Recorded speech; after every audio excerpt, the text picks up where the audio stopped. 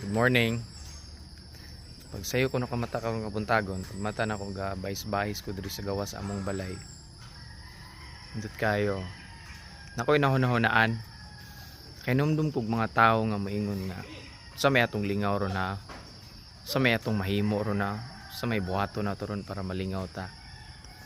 Kabalo ka, brother, sister. Gansi jud ka kung permi lang ka pangita og lingaw. Malingaw lang ka kung naay birthday, naay fiesta, naay carnival or mag nightlife ka. Gansi jud ka. Nga naman kay mas daghan gyud ang mga adlaw nga ordinaryo lang. Mas daghan gyud ang adlaw nga wala lang kagway gibuhat, simple lang. Ang masuggest nimo ayaw permi pangita og grande nga lingaw. Ang importante is makabaton kag kasing-kasing nga grateful. Pasalamaton ba? Pasalamat ka og bisan pag simple ra na inyong atop, wala gatulo ang inyong balay. Simple lang unsa may mga maabot nimo. Pero wala og gakuha nimo nga comfort zone ka nga di na ka mo achieve pa.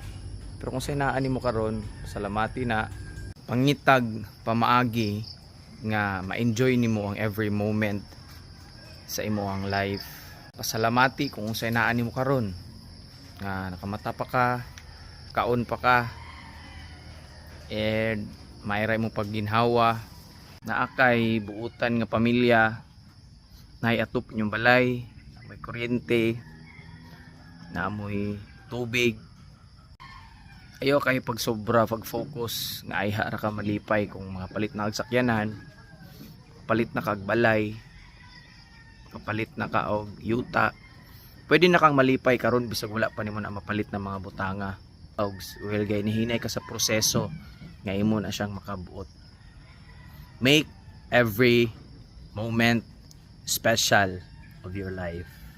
And ayaw i-compare ang chapter 1 nimo sa chapter 10 sa kinabuhi sa ubang tawo.